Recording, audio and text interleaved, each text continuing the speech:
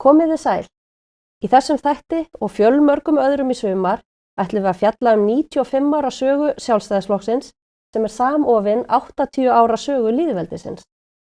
Við fáum til okkar góða gesti sem allir hafa átt sinn þátt í þessari löngu og merku sögu og ræðum við þá þeirra þáttöku í starfi flokksins.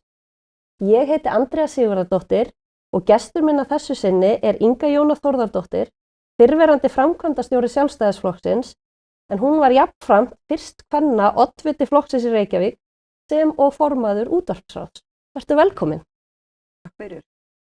Svo við byrjum nú bara kannski aðeins á upphafinu. Gætirðu sagt mér hvernig það var til að þú hófst þáttöku í stjórnmálum?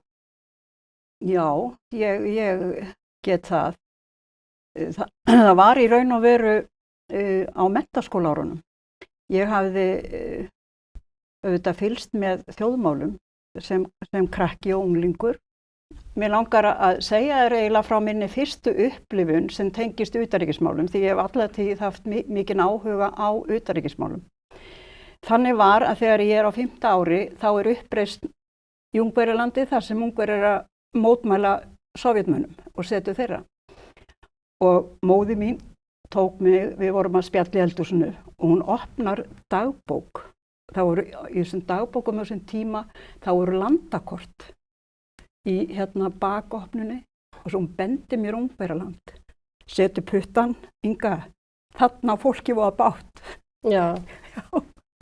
Og þetta situr í minni mínu. Já, ég sé það, þú kemst við. Já. Tala um þetta. Svo gerist það að 2016, þá erum við Geir í Washington, hann sendiherra. Og þá eru Ungverjar að minnast þessar uppreisnar. Uppreisn sem varði í 2 vikur, tók 30.000 manns líf. Og einn ræðumannanna sagði, hvernig orðaði þetta? Já, það muni vera á íslensku þannig, frelsishetjur hafa ekki líkurnar með sér. Þetta mín fyrsta upplifun af pólitík, 56. 89, 33 árum seinna, hitti ég gamlan mann í Búdapest í Ungverjalandi. Þá fyrst kom ég til Ungverjalands. Þá voru að byrja frelsisdraumar að fara Evrópu. Og við hittum þennan mann og þeir voru að segja okkur frá því að þeir væru undirbúa það að múrinn myndi falla og Evrópa í frjáls á ný. Það er að segja austurhluta Evrópu. Og hann sagði, það gekk mikið á hjá okkur. Við vorum pyntaður og fangelsaður og guð veit hvað. En veistu hvað? Ég fór á flokksskrifstofuna okkar nýlega. Nú veit ég að okkur verður ekki haldið lengur niðri og ég fór á flokksskrifstofuna. Og ég segi, nú fórst á flokksskrifstofuna. Býtu, hvernig gastu það? Var það ekki allt lokað? Jú, ég geymdi lykilinn. Og þetta segir manni hvernig fólk sem lendir í þrengingum, lendir í svona átökum, lifir af. Mér fannst þetta fallegt.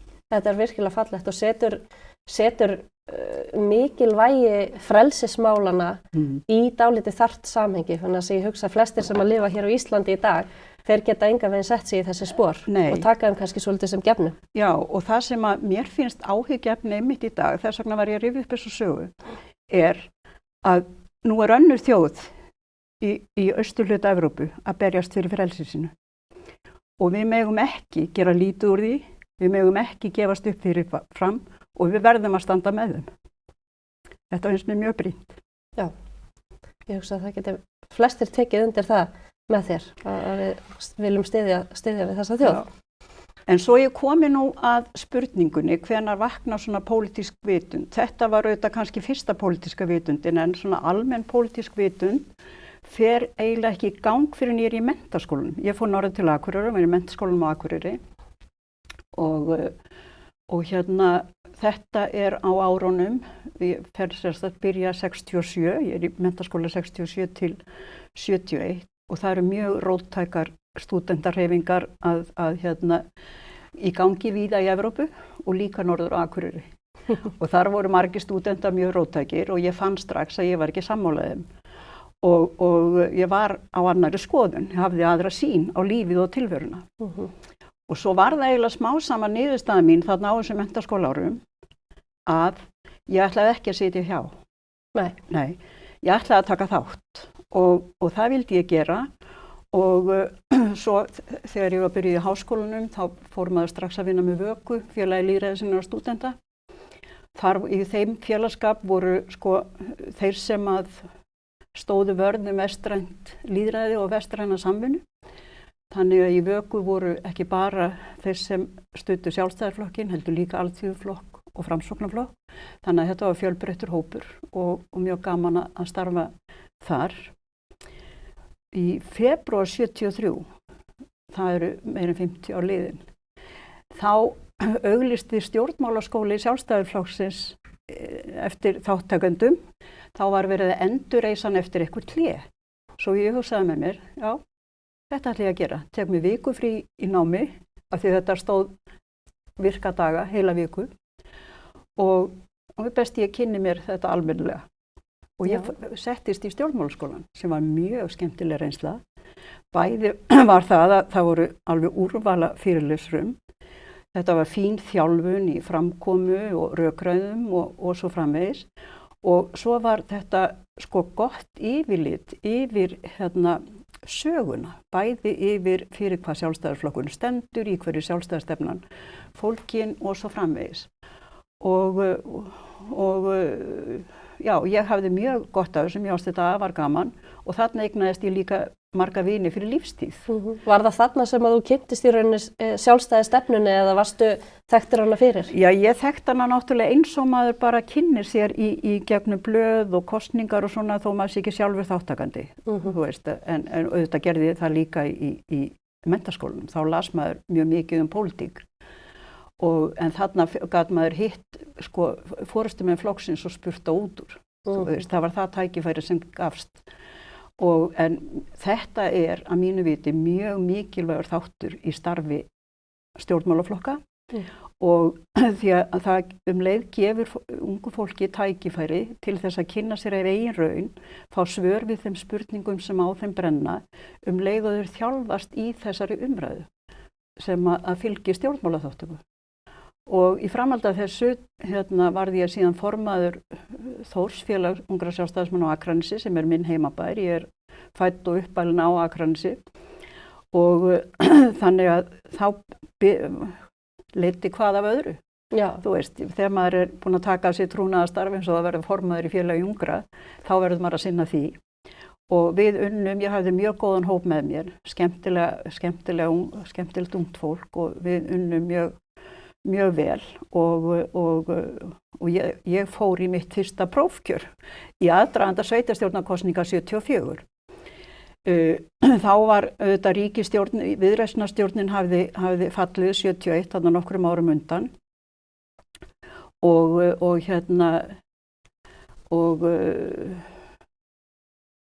sveitarstjórnarkosningar voru á áætlun en svo var það þannig að það urðu alþingiskosningar líka því að vinstri stjórnin sem hafði tekið við eftir þetta, hún féll.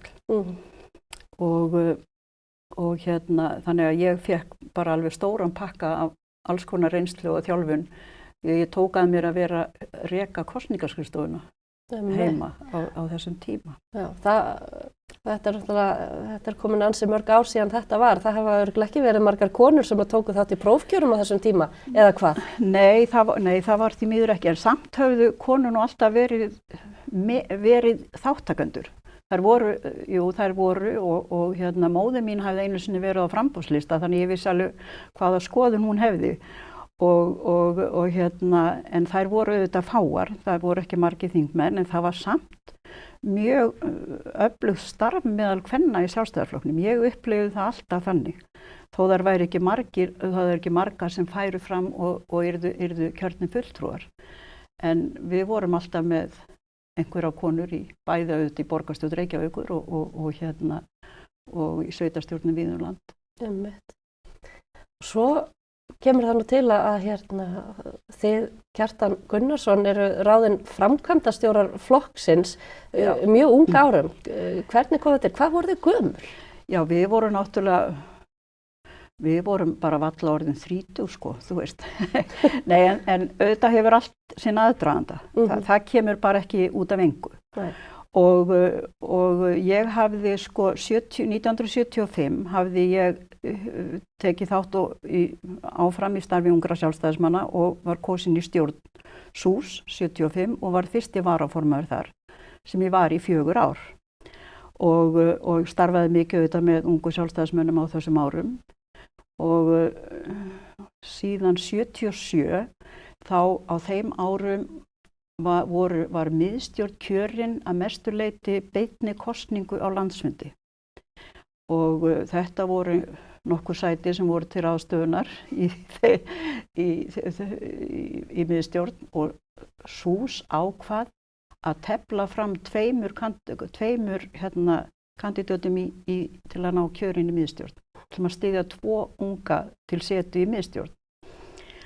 Og það fór í gang auðvitað hörku barátta á landsfundi og við Kjartan vorum þá, 77, tilnefnd sem fulltrúar unga fólksins inn í miðstjórn. Og þetta gekk það ljómandi vel að ég lendi í efsta sætinu á landsfundi og Kjartan í 4. Þannig að landsfundur tók mjög vel á móti fulltrúum unga fólksins þarna og þá eftir það starfaði ég auðvitað í miðstjórn flokksins. Og þannig að við Geir Hallgrímsson þekktumst auðvitað vel. Já. Þegar að í gegnum það starf. Hann vissi hvað var í því spunni. Já, og við Kjartan vorum sem bæði í miðstjórninni og urðum auðvitað góði vinnir og í gegnum það. Og síðan það sumarið 1980 þá Sigurður Hafstein að hætta eftir langa veru nokkur ára veru sem framkvæmdastjóri og Geir Hallgrímsson biður mig að koma hingað upp í Valhöll að hitta sig að máli. Þá var ég í sumarstarfi sem blaðamaður á Morgunblaðinu en ég hafði verið að kenna í Fjölbraut á Akranesi annars og þá fer hann að ræða við það við mig hvort að ég vilji taka að mér að verða framkvæmdastjóri Sjálfstæðisflokksins.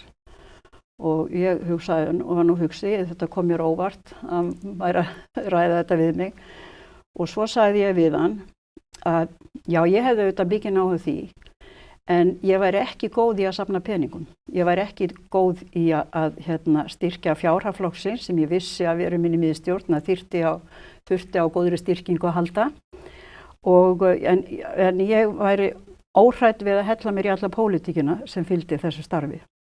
Fram að þessu hafði framkvæmdastjóri þingflokks jafnan komið úr röðum þingmanna sjálfra og það var orðin svona góð stemning fyrir því að breyta þeirri stöðu og þannig að þá lyktirnar urðu þær að við Geir Hallgrímsson ræddum þetta fram og tilbaka og svo kom að því að hann sagði hvernig líst á Kjartan að hann taki við rekstri flokksins og fjármálun. Mjög vel, sagði ég, við erum fín, við eigum eftir að vinna vel saman. Við erum fín saman, þú veist. Og þannig að það var niðurstaðan. Og þá tók ég í raun og veru við því að vinna með þingflokknum. Að stefnumótun, það voru á þessum tíma mjög öfluga málefnanefndir og það kom í minn hlut að stýra starfið málefnanefndana og vinna með þingmönnum að einstökum þingmálum og koma svona öðru skipulagi inn í þessa veröld sko. Þannig að þetta var bara mjög skemmtilegt og ánægilegu tími. Já, ég trúi því. Og þessu starfi gengdu þið lengi eða allt þangað til að þú færir þig yfir í ráðuneyti? Já, Kjartan gengdi þessu starfi sínu og svo var það var eftir kosningarnar 83 þá gekk allt svona þokkalega vel hjá okkur en þá Ragnhildur Helgadóttir orðin menntamálaráðherra og í raun og veru bara önnur konan til að verða ráðherra í sögunni. Auður Auðuns hafði orðið dómsmálaráðherra 1970 og Ragnhildur hefur samband við mig og hún hafði kynst mér í miðstjórn því hún hafði verið fulltrúi þingflokksins í miðstjórn þannig að við höfum starfað þar saman og hún spurði hvert ég vildi koma og vera með inn í menntamálaráðuneytinu og þetta var á miðju sumri 83 og ég sagði mjög gjarnan, sagði ég, en veistu bara hvað, ég á von á barni. Og mér finnst mjög vandræðalegt að koma með þér í menntamálaráðuneytið og ætla bara að fara í barnsburðarleyfi eftir nokkra mánuði. Talaði við mig því ég er búin að eiga. Og það er skýringin á því að ég byrjaði ekki með henni fyrir 84. Dóttir mín fæddist í janúar og svo var ég komin til hennar í maí og við unnum saman þarna og svo fór ég með henni yfir í heilbrigðisráðuneytið þegar að stólaskiptin urðu haustið 1985 í ríkisstjórninni. Einmitt. Og hvernig var að vinna með henni, Ragnhildi? Það var bara algjörlega frábært eins og maður segir, það var mjög gaman. Hún var náttúrulega hörku stjórnmálamaður. Já, maður hefur heyrt að hún var mjög sterkur karakter. Hún var mjög dugleg, hún vann mjög mikið sjálf, hún fylgdi eftir sannfæringu sinni alveg til hins ítrasta og var ekki á því að gefast upp. Það var alveg til þess tekið hvað hún var einörð í því að leiða til lykta eitt af okkar baráttumálum á þessum árum sem var frelsi í útvarpsmálum, afnema einokun Ríkisútvarpsins og hún fylgdi því eftir að flytja frumvarp og afla stuðnings í þinginu. Þar voru ekki stjórnarflokkarnir einhuga og Framsóknarflokkurinn sem var í ríkisstjórn með okkur var ekki allur í því en bandalag jafnaðarmanna kom til og lagði því máli lið. Þannig að hún með einurð sinni og dugnaði og útsjónarsemi kom þessu máli í höfn og auðvitað mörgum öðrum. En hún var svo skemmtilega óhrædd. Hún var djörf, ákveðin, sanngjörn og mjög hlý og góð manneskja. Þannig að ég lærði mikið af henni. Trúi því. Og þú fórst svo í borgarmálin. Já, það var nú aðeins seinna. Við sem sagt, ég ákvað þarna 87 þegar að ríkisstjórnarsamstarfinu lauk að þá langaði mig bara að prófa að vera heimavinnandi. Já. Þetta voru búin að vera annars ár og ég ákvaði að gera það en þá tók ég svona bara að mér ýmis trúnaðarstörf eins og það að vera formaður framkvæmdastjórnarflokksins tíma og fylgdi eftir ýmsum málum en svo var það 94 þegar er prófkjör fyrir borgarstjórnarkosningarnar þegar að ljóst var hverjir hefðu gefið kost á sér í prófkjörinu þá hafði kjörnefnd heimild til að biðja fleiri tilnefningar eða leita fleiri tilnefninga og af því að einn okkar aðal borgarfulltrúi hafði á síðustu stundu ákveðið að vera ekki með þá fannst þeim vanta það þyrfti að styrkja að það hafa fleiri konur í prófkjörinu. Ég held að kjörnefndin hafi haft það og þeir hringdi mig hvort að ég væri reiðubúin að skella mér í þennan slag og ég auðvitað hugsaði máli smá stund og sagði svo ég er reiðubúin. Þannig ég fór í prófkjör í Reykjavík fyrsta sinn þá. Og hvernig voru borgarmálin á þessum tíma og sérstaklega svona við lítið til þess hvernig þau eru núna? Er þetta orðið breytt? Sérðu mikið mun á því sem að þú upplifir í dag frá því sem að var þá? Nei, þetta var að breytast. Þetta voru kosningar 94. Þá er R-listinn komin til sögunar. Þar sem voru sem sagt allir flokkar sameinaðir á móti Sjálfstæðisflokknum. Og þannig að það var mjög á brattan að sækja við þær aðstæður. Meira að segja kvennaframboðið eða kvennalistinn sem að fram að því hafði ekki viljað hafa á sér neitt pólitískt yfirbragð ákvaða að slást í hóp með vinstriflokkunum á móti Sjálfstæðisflokknum.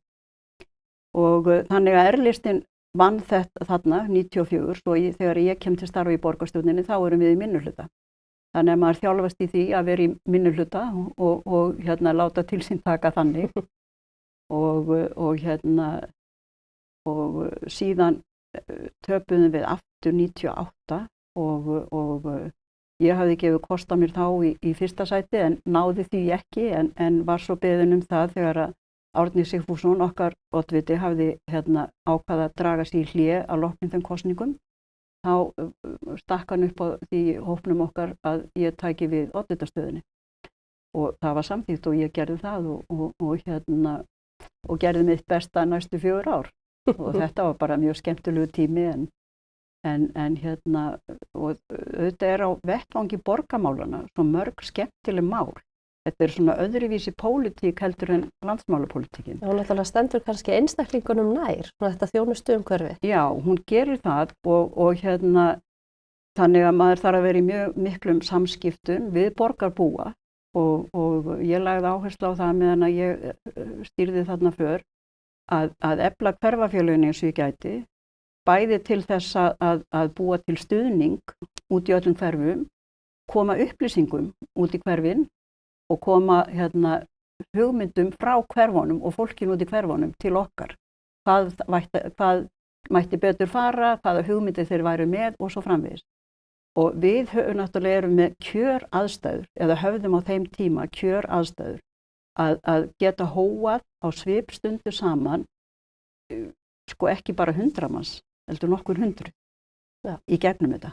Og lagt mál upp sem voru kannski í bígerð eða í deiglu eða það þurfti að útskýra og mér fannst skipta mjög miklu máli að beita flokknu með þessum hætti, flokksstarfinu í Reykjavík í borgarstjórninni með þessum hætti og ég var auðvitað ekkert að finna upp á því, þetta var kerfi sem var til og mér finnst skipta mjög miklu máli í pólitísku starfi okkar að við hlúum að og treystum.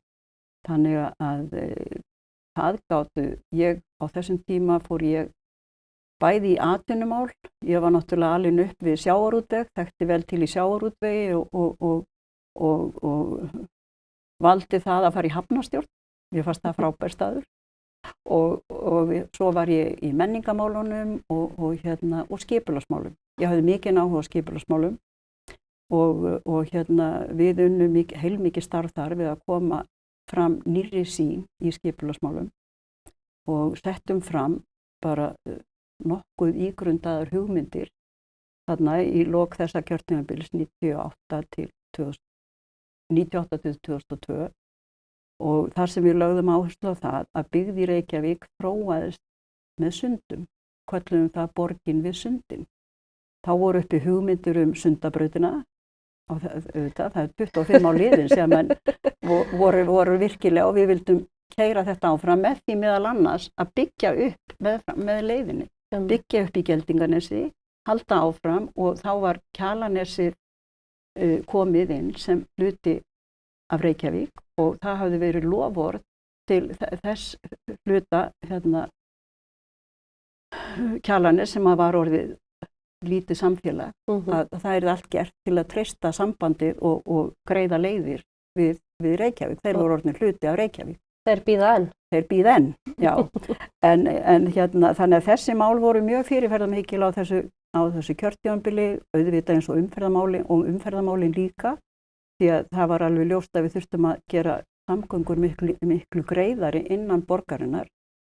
En það var ótrúlega undarlegur, sem mér fannst undarlegur hljómur hjá þessum meirihluta að loka götum og tefja umferð og ég sagði ég man eftir því þegar þið settu risastór blómaker í Hafnarstræti til að bílar gæti ekki keyrt Hafnarstrætið að þetta er undarleg árátta að vilja frekar leggja stein í götu fólks heldur en að greiða leið fólks í gegnum borgina. Það hljómar næstu eins og sért að lýsa núverandi meirihluta.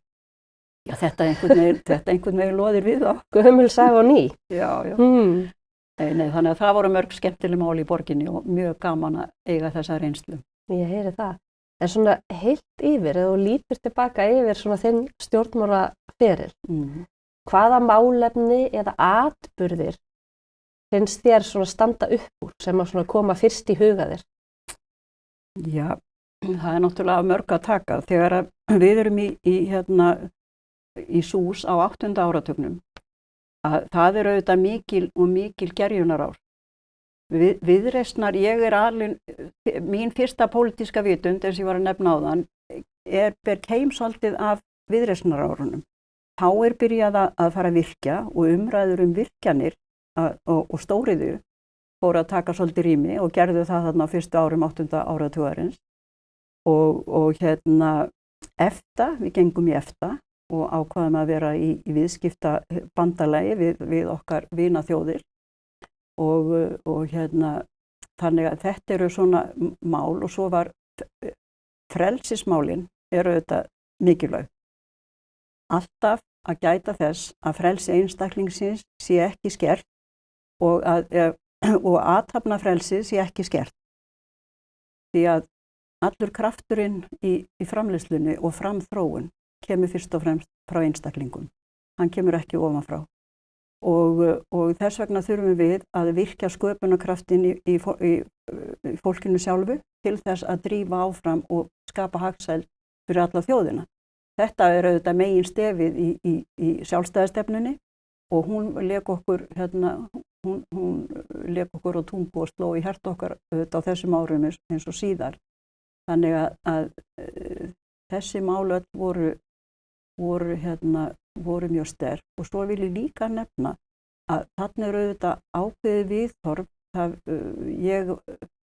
Ég fór auðvitað fljótt að taka þátt í svona almennri kvennapólitík, kvennabaráttu og ég man eftir því þegar þú veist á þessum fyrstu árum sem ég í pólitík þá maður að tala fyrir meira frelsi í varðandi rétt eigin líkama, varðandi það var þar að segja setja sanngjarna og heilbrigða löggjöf sem þá var kallað fóstureyðingar en fólk í dag þekki sem þungunarof og það yrði búin til sátt svoleiðis hluti en grundvallarreglan að það konan sem ræður sínu líkama og þannig að þetta var töluvert til umræðu á þessum fyrstu árum og lög jafnarétt kynjana, jafnastöðu því að það ráðherra Sjálfstæðisflokksins, það má ekki gleyma því í kjölfarið